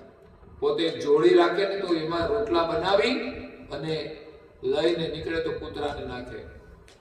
એની નાની ઉંમર હતી ને, એમના લગ્ન થયા નહોતા, એટલે ભાઈઓ હોય એમના ભેગા રહેતા હોય ને, તો ભાભી પણ હોય, રોટલા બનાવતા હોય, માતાનું તો અસ્તિત્વ હોય ત્યાં સુધી હોય, પણ એ જતા રહે પછી તો એમના સાથે રહેવું પડે. તો એમના એ રોટલા બનાવીને આપે તો એક મહેનતનું કામ કરતા, મજૂરી કામ કરતા, તો 2-3 રોટલા થઈ જાય. તો 3 રોટલા એના માટે બનાવીને આપતા હોય ને, એમાંથી 2 રોટલા ખાઈને 1 રોટલો કૂતરાને નાખી પોતાના ભાગનો. એવી એમની ભાવના હતી. નહીં તો ખાય તો 3 ખાઈ જાય, એટલું એનું ખાવાનું. તો એના ભાગનું જે ખાવાનું હોય એમાંથી 1 રોટલો કાઢીને કૂતરાને આપી દેવો. જેમ આપણે કહ્યું છે ને, આપણે જે કમાઈએ ને એનો 10મો હિસ્સો ધર્મ કાર્યમાં વાપરવો, પણ વાપરીએ ના વાપરીએ. 1% વાપરે તો સારું કહેવાય. ગણતરી પ્રમાણે તમે કરો ને, વધુ કમાય પછી ઓછું થવા માંડે, પછી 10% માંથી 5%, 5 માંથી 1%, 1 માંથી 1/2%. કેમ તો બહુ આટલા બધા તો થોડા કઈ ધર્મમાં વપરાય. તે તું બહુ વાપરી દે તો ગાંડો થઈ જાય. એને ખબર છે પૈસા માણસને ગાંડા કરી દે. પૈસાની જરૂરિયાત હોય ને એટલો જ વાપરવો જોઈએ. તમારી પાસે આવે ને તો તમારી 1 જોડી ચપ્પલ હોય ને 4-5 જોડી ના લેવાય. કેમ તો જરૂર નથી શું કરવાના, અને જોઈએ એવા જ લેવાય. પછી ઊંચી એડી વાળા ના લેવાય, અને એમાં વજન વધી ગયું અને ઊંચી એડી પહેરે ને તો ઉપાધિ થઈ જાય, બેલેન્સ ના રહે. એટલે વધારાનો માણસ ખર્ચ કરે છે ને, એ માણસ વધારે દુઃખી થાય છે. પૈસા છે ને કેવા છે ખબર છે? એ નમક જેવા છે. કેવા છે? ભોજનમાં નમક વિના ચાલે, એમ સંસારમાં પૈસા વિના કોઈને પણ ચાલે. સાધુ સંતોને જરૂર પડે, જો કે નમક વગરનું ચલાવી શકે તો ચાલી શકે. કોઈ ત્યાગી સંત હોય તો ચલાવી શકે, બાકી તો ના ચાલે. તો ભોજનની અંદર નમક હોય તો ભોજન મીઠું લાગે છે. એમ જીવનમાં સંપત્તિની આવશ્યકતા છે, પરંતુ એ જેટલું જોઈએ એટલું જો હોય ને તો મીઠું લાગે, ઓછું હોય તો ફીકું લાગે. એમ ઘરમાં પૈસા જરૂર કરતા ઓછા હોય ને તો અભાવગ્રસ્ત સ્થિતિનું ઘર લાગે, દુઃખ લાગે. એટલે જોઈએ એટલા તો જોઈએ જ, જરૂરી છે એટલા તો જોઈએ. સામાજિક પ્રસંગો કરવાના હોય પણ એમાં બહુ ઉડાડવાનું નહીં પાછા. મળી જાય તો ભૂકા કાઢી નાખે, દેખાડી દેવું છે ગામને. અમારા છોકરાને કેવા લગ્ન કર્યા, પણ છોકરો લગ્ન કર્યા પછી કેવું કરે ખબર નહીં. એને દેખાડી દેવું હોય પછી શું કરે? તમે દેખાડ્યું તો એ દેખાડશે. પછી ઘરમાં બહુ આવે ને એ દેખાડી દે કે બહુ હારા લગ્ન કર્યા છે ને, તો હું દેખાડી દઉં. તો નમક છે ને ઓછું હોય ને તો ના ચાલે, ખાવાનું ફીકું લાગે. તો જરૂર માત્રામાં તમે નમક નાખો તો ભોજન મધુર લાગે છે, અને એવું જ હોવું જોઈએ. પણ થોડું વધી જાય નમક તો ખારું થઈ જાય ને જમવાનું. ખારું હોય એ ખારું થઈ જાય. એમ આપણું જીવન છે ને પૈસા વાળું છે ને, એ નમકના પ્રમાણમાં જો પૈસા વાપરીએ ને તો સારું, નહીં તો ખારું થઈ જાય. યાદ રાખજો, બધાના જીવન ખારા કરી દીધા છે. આ દુનિયામાં જેની પર પૈસા વધ્યા ને અને હારા કામમાં ના વાપર્યા ને, એને ખબર છે માયા એનું કામ કરશે. એ સારું કામ ના કરે. પછી કરવાના હું તમે ભોગ વિલાસ ની અંદર માણસો વાપરી દે છે. આપણે કહીએ ને કે ધર્મ કાર્ય કરવાનું છે તો આટલા પૈસા, તો કે આવું આમ છે તેમ છે. અને દર મહિને છે ને 2-3 હજાર રૂપિયા મસાલા દાબી જાય. અને એથી જાજુ શરાબ પી જાય. એક ભાઈ તો હતા ને હમણાં, મેં કીધું ભાઈ તું આ પી જાય છો, આ બોટલ કેટલા ને આવે છે? મને 1 લીટર ની છે 1500 ની આવે. મેં કે 1500 તું 1 લીટર બોટલ આવે તો 1500 દૂધ કેટલું આવે? 20 લીટર દૂધ આવે. મેં કે એ પીતો હતો. હવે એ 2-5 પી જાય મહિનામાં તો કેટલું થયું? 8-10 હજાર રૂપિયા તો પી જાય. એટલે લોકો ખોટા ખર્ચા જેટલા કરશે એટલા બરબાદ થઈ જવાના છે. જીવનમાં ભગવાન જેટલું તમને આપે ને એમાંથી 10% તમારે ધર્મ કાર્યમાં વાપરશો તો ધર્મના સંસ્કાર તમને મળશે. આપણે ત્યાં ધાર્મિક કાર્યક્રમો થતા હોય તો એની અંદર આપણે સેવા કરીએ તો એનું પુણ્ય આપણને મળે અને સંસ્કાર મળે છે. અને ધન વાવીએ તો પુનઃ આપણને સંસ્કારિત ધન મળે છે. તો ધન પણ બે રીતે મળે, આસુરી માયા અને દેવી માયા. ધર્મના માર્ગેથી ધન આવે અને અધર્મના માર્ગેથી ધન આવે. પણ જે ધર્મ કાર્ય કરતા હોય ને એ ધર્મથી ધન કમાશે. અને નહીં તો માણસ ધર્મ કાર્યમાં નહીં વાપરે ને તો એની જરૂર પડશે ને તો અધર્મ કરશે. અને પૈસા વધુ મળશે ને તોય અધર્મ કરશે. પૈસાથી પણ અધર્મ થાય છે. એટલે પછી તો કઈ બાકી જ રહેતું નથી. પછી તો એવા પરિવારનું પતન થઈ જાય છે. એક પરિવારની અંદર તમે જુઓ તો એક છોકરો બહુ સંસ્કારી, એ કથામાં એના મા બાપને લઈને આવ્યો અને વક્તાને એમ કહે છે કે મારે છે ને ઘરમાં નથી રહેવું, મારે તમારી સાથે આવી જવું છે. પેલા વક્તા કે ભાઈ તને ઘરમાં શું વાંધો છે, હજુ તો તારી ભણવાની ઉંમર છે. તો કે મારે ભણવું છે તો તમારી પાસે ભણીશ, પણ મારે આ ઘરમાં નથી રહેવું. તો તકલીફ શું છે? તો કે જોવો ને આ મારા મમ્મી ને પપ્પા આવ્યા છે ને, આ મારા પપ્પા તો કે નશામાં જ પડ્યા રહે છે. અને મમ્મી તો કે તો માંસનું જ રસોઈ બનાવે છે, ચારે બાજુ માંસ પડ્યું હોય, મને કઈ ગમતું જ નથી. મારે ઠાકોરજીની સેવા કેમ કરવી આવી દુર્ગંધમાં? બોલો, આવો છોકરો જેના ઘરમાં માંસ ખાતા હોય, શરાબ પીતા હોય, એવા પરિવારની અંદર એનામાં એવી કુદરતી સમજ આવી ને તો એને નફરત થઈ ગઈ. એ કથામાં આવતો હતો, એને સમજણ મળી. તો બાળપણમાં તો કદાચ મા બાપે થોડું ઘણું અભડાવી દીધું હશે, પણ જ્યારે માણસ સમજણ આવી જાય ને પછી જો એ છોડી દે ને તો એ વસ્તુ એને નુકસાન નથી કરતી. નહીં તો માણસ જેટલું સેવન કરે ને એના સંસ્કાર એના જમા થઈ જાય. જેટલું સેવન જે કરે છે ને એના સંસ્કાર એટલા જમા થાય છે ને એને કાઢવા મુશ્કેલ થશે. ટોયલેટની અંદર બધો મળ થઈ જાય, સાફ ના કરે પછી જાય નહીં, એમ આ સંસ્કારો છે દૂર નહીં થાય.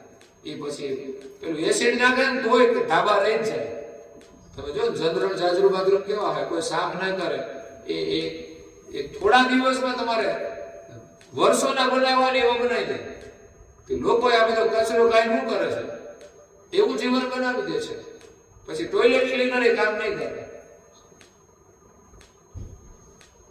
એટલે આપણા બાળકોને આપણે સારા સંસ્કાર આપવા છે અને આપણે ઘરમાં સારું વાતાવરણ આપીએ અને સપોર્ટ આપીએ. આપણા ઘરમાં બધા જ લોકો સેવા પૂજા અને પ્રાર્થના સાથે પણ સમય હોય તો કરો. એક વ્યક્તિગત રીતે બધા નિયમ પાડે. અમારા ભાઈઓને છે ને ધીમે ધીમે સમજાવીને, તમે પટાવીને, લાલચ આપીને પણ તમે લાવો સત્સંગમાં.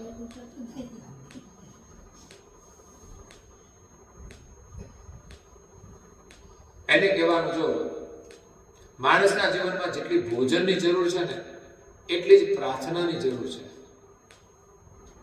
ઘરમાં કેવું કે એક જણ પૂજા કરે, આપણે પૂછીએ ને ઉપાસના થઈ ગઈ? તો હા. કોણે કરી? તો આ બેને કરી. આ ભાઈ શું કરવાનું છે? રસોડું થઈ ગયું હોય પછી જમવાનું કોને? એને એટલે જ છે ના, બધાને જમવાનું છે. તો પછી બધાને પ્રાર્થના ના કરવી જોઈએ. જેટલી શરીરને ભોજનની આવશ્યકતા છે એટલી જીવનમાં પ્રાર્થનાની જરૂર છે, સંસ્કારની જરૂર છે.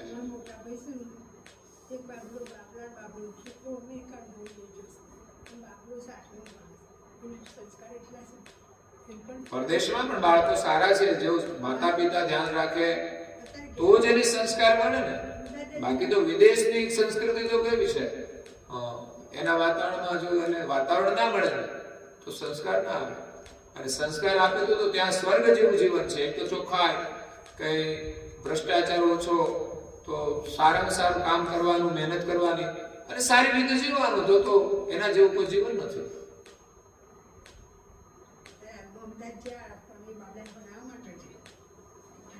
એટલે આજે અહીંયા રોકાવાનો યોગ થયો. આમ તો આજલવાળા કઈ રોકાઈ જાવ, તમારે અહીંયા રોકાવાનું નક્કી હશે ભગવાન. નહીં તો અહીંયા તો આવી જતો રહો છો. અમારે લાભ આપણા નટુભાઈ ને ઓલા બેનનું નામ કેવું આપણે મધુબેન, એ પરિચયમાં હોય તો દિવસે આવીએ પતરામાં એક બે ઘરે જઈને જતા રહે. પણ આજે રોકાવાનું થયું તો મને એમ થયું કે અહીંયા ઘણા બધા જગ્યાસુ છે ભક્તજનો, તો ખરેખર રોકાવાનો લાભ આપવો જોઈએ. તો મને પણ આનંદ થયો. શરૂઆતમાં તો સાહસ કરતો હોઉં છું બધે જવાનું, પણ ગયા પછી આનંદ આવે છે. બાકી તો કોઈ આયોજન નથી હોતું. 2 દિવસ તમારો પ્રવાસ હતો, મેં કીધું કેમનું થશે, પણ પરમનું કાર્ય છે એટલે આપણે કે ચાલો સાહસ તો કરીએ, 2 જણાને ફોન કરી આયોજન કરો. કારણ કે સંસ્થાનું કામ કહું ને એટલે એમાંથી નીકળવું મુશ્કેલ. પાછું લગ્નો પાછા એટલા ચાલે એટલે એ પણ પૂછવું પડે. પણ છતાંય પ્રયાસ કરવાથી કાર્ય થયા પછી આનંદ આવે છે કે ચાલો લોકોની સાથે એક સારી સત્સંગની ચર્ચા થઈ અને આનંદ થયો. એટલે આપણે સારા વિચારો મેળવવાના છે, અને સારા વિચારો જેવી સંપત્તિ બીજી કોઈ નથી. જીવનનું સાચું ધન છે ને સારા વિચારો છે. જેની પાસે સારા વિચારી માણસ સુખી હશે. એવું નહીં કે બહારના પૈસા બહુ થઈ જાય એ માણસ સુખી છે. આ વ્યવસ્થાની દ્રષ્ટિએ હોઈ શકે, પણ છતાં વિચાર જેને સારા ના હોય ને તો એની બહારની સંપત્તિ પણ સુખી ન કરી શકે. એ સંપત્તિ હોય એટલે પછી વિચાર હારા ના હોય તો ક્યાં જાય? ખોટા માર્ગે જવાના, તો બરબાદ થઈ જવાના. એટલે સારા વિચારો જ્યાંથી મળે, જેટલા મળે એટલા આપણે લેવાના છે. અને આ દુનિયામાં બધું જોયા જ નહીં કરવાનું, બધું ટાઈમ પાસ કરવા માટે, પણ થોડું આપણા માટે કંઈક પ્રાપ્ત થાય એવું કાર્ય આપણે નિયમ લઈને કરવાનું. માનો કે આપણા ઘર માટે ખાવા પીવાનું જોઈએ તો આપણે ધંધો તો કરવો પડે ને, કે ટીવી જોઈ કે મોબાઈલ લઈને બેસી રહીશું તો કામ કરીએ છીએ.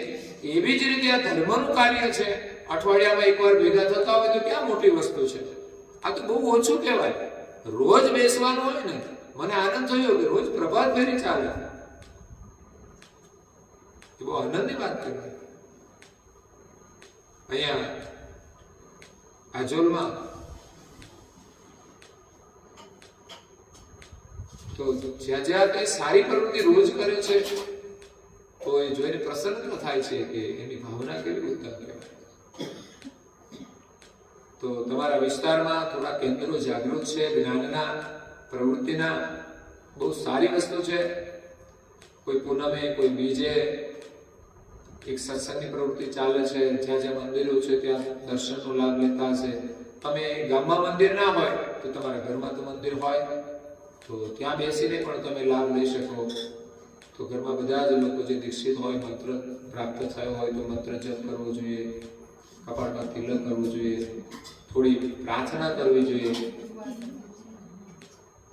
અને ગ્રંથો અધ્યયન જો થાય ભેગા મળીને, થોડું શરૂઆતમાં તમને અઘરું લાગશે, પણ મેં કહ્યું ને અર્જનસુર ગામની અંદર એ દાદા ગયા પછી એ દાદાને રોટલા જે કૂતરાને ખવડાવતા એ લોકો એવું ચાલુ રાખ્યું કે દરરોજ 1 મણ રોટલીના અનાજના ઘઉંના લોટના રોટલી બનાવે. 1 મણ ઘઉં અનાજના લોટની રોટલી બનાવે. બેનો લોટ બાંધે અને ભાઈઓ રોટલી મોટી મોટી બનાવે અને તાવડો મૂકીને શેકે, અને એ કૂતરાને સવારે લઈ જાય લોકો પોતપોતાના ખેતર કે જ્યાં હોય, કૂતરા ગામમાં હોય. આ એક સેવા કાર્ય કરે છે. બીજું, બેનો રોટલી બાંધીને લોટ આપી દે ને પછી ભાઈઓ વળે ને બેનો બધી ભેગી થઈ અને ગ્રંથનું વાંચન કરે. રેગ્યુલર એક પછી એક ગ્રંથ વાંચવાનો, એક ચોપાઈ પછી એક ચોપાઈ વાંચવાની અને અર્થ વાંચવાનો, અને ના સમજાય તો આગળ નહીં ચાલવાનું પાછું. એવા ચિંતન કરતા કરતા એ ગ્રંથનું અધ્યયન કરે છે. તો જ્ઞાનની એક જાગૃતિ આવે છે. પરમ ગુરુના સ્વરૂપને ઓળખવા માટે આપણે જ્ઞાનનો અભ્યાસ કરવો પડશે, જ્ઞાન દ્રષ્ટિ મેળવવી પડશે, જ્ઞાન ચક્ષુ. પરમ ગુરુ સર્વત્ર છે પણ આપણને દેખાતા, કારણ કે જ્ઞાન દ્રષ્ટિ આવશે તો દેખાશે. તમારામાં બધાની અંદર છે, પ્રાણી, પશુ, પંખીમાં આ અસ્તિત્વ જેટલું પણ છે એનું તો છે, એના વડે તો ચાલી રહ્યું છે. તો એ અસ્તિત્વમાં આપણે એને ઓળખવાના છે, એને જોવાના છે, એનું સ્મરણ કરવાનું છે. પછી આપણે કઈ માયાના સ્વરૂપમાં નહીં જોવાનું, નહીં તો ભૂલા પડી જઈશું, નહીં તો મોહ થશે, એમાં આપણે ફસાઈ જઈશું. જ્યારે માલિકને જોવા હોય તો જ્ઞાન દ્રષ્ટિ જોઈએ. એ પ્રમાણે જ્ઞાનનો અભ્યાસ આપણે અવશ્ય કરવો જોઈએ. એમાં રુચિ હોવી જોઈએ કે ચાલો સત્સંગમાં મોડું ના થઈ જાય, કે જતું ના રહે. જે બસ જવાની હોય ને આપણે જવાનું હોય કેમ ઉતાવળ કરે, એટલે બસ નીકળી ના જાય. ગામડામાં એક બસ આવતી ને તો લોકો હવાર એટલી ઉતાવળ કરે, ચાલો જલ્દી નીકળી ના જાય.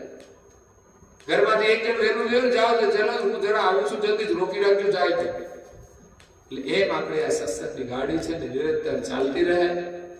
એની અંદર છે ને આપણા લોકોને બેસાડવાના, ઘરેથી લાવે ના આવે ને તો કહેતા નહીં એ. કાંડું પકડીને લેતા આવવાના. કાંડું પકડી ના આવે તો બાટલો પકડી લેવાનો.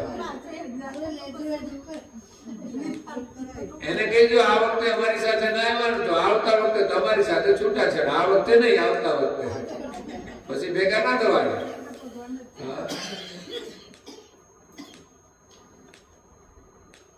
ઘણા શહેરની અંદર છે ને લોકો બંને હોય છે, પતિ પત્ની હોય ને તો બંને સત્સંગમાં જતા હોય મોટા ભાગના.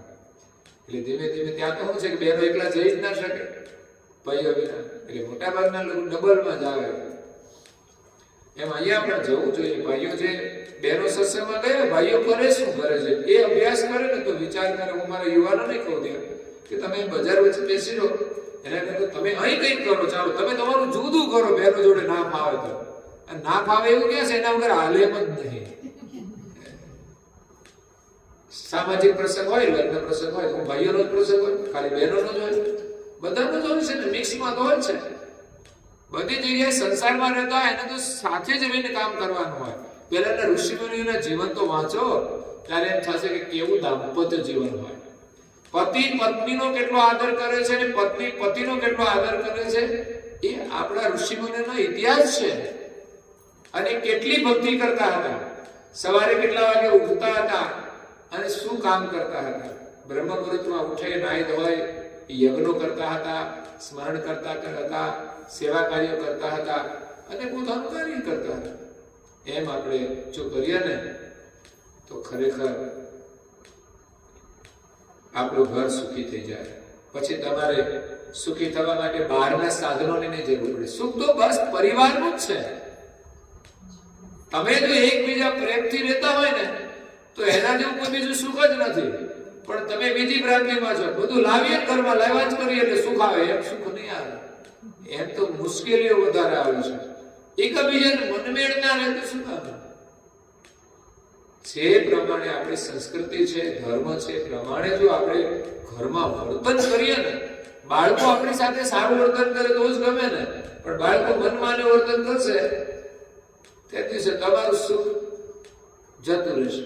ભલે બંગલો હોય, ગાડી હોય, શું કરવાનું? એટલે પતિ પત્ની એમાં એવું થતું હોય છે. તો પરમ ગુરુનું જ્ઞાન છે આપણું કલ્યાણ કરવા વાળું. તો આ કળિયુગની અંદર આપણે જેટલું બની શકે એટલું ધર્મનું પાલન કરીએ, એ જ આપણી સુરક્ષા છે. એ સિવાય આપણને સુખ મળશે નહીં. અને જો નહીં કરીએ ને તો આ કળિયુગની અંદર આપણે ઝપટાઈ જઈશું. કળિયુગનું વાવાઝોડું ચાલે છે બહાર, તમે જુઓ ને, જ્યાં હોય ત્યાં વાવાઝોડું ચાલે. પણ આપણી પાસે સુરક્ષાની શક્તિ નહીં હોય ને તો ઝપટાઈ જઈશું. જેમ કોરોના આવ્યો ને તો રોગ પ્રતિકારક શક્તિ જેનામાં હોય ને એ એની સામે ટકી શકે, પણ ના હોય તો કોરોનામાં એ જતા નહીં. એમ આ કળિયુગની અંદરનો કળિયુગનો કોરોના છે ને બે એક જ રાશિ છે. અને આ કળિયુગ છે કોરોના જેવું જ છે. પણ રોગ પ્રતિકારક શક્તિ હોય તો કળિયુગમાં પણ ભજન કરવાનો લાભ છે. સતયુગ કરતા કળિયુગનો લાભ વધારે છે. થોડું કરો ને તો એનો વધુ લાભ છે. તો તમને બધાને ખૂબ ખૂબ ધન્યવાદ છે. હિંમતપુરાના ભક્તો, ભગવાન તમને ખૂબ હિંમત આપે ને હિંમતપુરામાં મોકલ્યા છે તમને. તો પછી હવે ભાઈઓને કહું છું, હવે તમે કાયર ના રહેશો. હિંમતપુરાના ભાઈઓ છો તો હિંમત રાખીને હરિભજનમાં હિંમત રાખીને હરિના થઈને રહેવું. હિંમત તો સાચી એ છે. પાનના દુકાને જવું એ હિંમત નથી, કાયરનું કામ છે. અને ભજનમાં જવું, સત્સંગમાં જવું કે મંદિરમાં જવું ને એ વીરતાનું કામ છે. હિંમત વાળાનું કામ છે. અને તમારામાં હિંમત ના હોય તો પછી તમારું નામ બદલીને હિંમત રાખી દેવી છે. બીજું હું કઈ હિંમત તો જોઈશે જ ને. ભગવાનના કાર્યો જેવા છે ને, હિંમત ના હોય તો હિંમત આવી જાય. બેનો એકલા ભજનમાં નીકળી જાય અને હવેની બહેનો તો દેશનું શાસન પણ સંભાળી શકે એટલી હિંમત છે. દરેક ક્ષેત્રની અંદર બહેનો હિંમત કરી છે. એમ ભક્તિમાં ભાઈઓ અને બહેનો બંને હિંમત કરે. કારણ કે આજે શિક્ષણ ક્ષેત્રે આગળ વધે છે ને, એ પાછા ધર્મ ક્ષેત્રે પાછા એટલા આગળ નથી હોતા. હા, એટલી હિંમત નથી હોતી. પણ એમને સમાજ ક્ષેત્રે આગળ વધે એની સાથે સાથે ધર્મ ક્ષેત્રે પણ આગળ વધવું જોઈએ. આપ સૌને નવા વર્ષની શુભકામના, પરમ ગુરુના ખૂબ આશીર્વાદ. આપ પરિવાર સાથે બધા ખુશ રહો, જીવનમાં ખૂબ પ્રગતિ કરો, બાળકો ભણીને ખૂબ આગળ વધે અને પરમ ગુરુની કૃપાથી એમના જે સંસ્કાર છે બધાને પ્રાપ્ત થાય, એનાથી તમે સુરક્ષિત રહો. એ જ શુભકામના સાથે અહીંયા સત્સંગને સમાપન કરીએ. અસ્તુ સત્યવત્સાય. બોલો જય. સ્વરાજ કરુણેશ કેવલ કરતા કી જય. શ્રી કૃષ્ણ સ્વામી જય. પરમ ગુરુ શ્રીમંત કરુણા સાગર મહારાજ કી જય.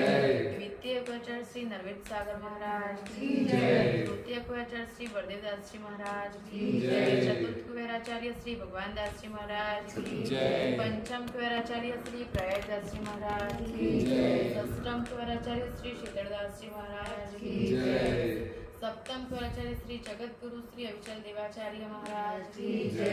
શ્રી ધર્મપ્રિયદાસજી મહારાજ કી જય. શ્રી સર્વ સંતન કી જય. શ્રી સર્વ દેવન કી જય. શ્રી જ્ઞાન સંપ્રદાય કી જય. શ્રી ગુરુગાદી સારસાપુરી કી જય. શ્રી કૈવલ્ય ધામ કી જય. કથા સત્સંગ પૂર્ણાવતી કરા ત્રણ વાર પગે લાગીશું બધા.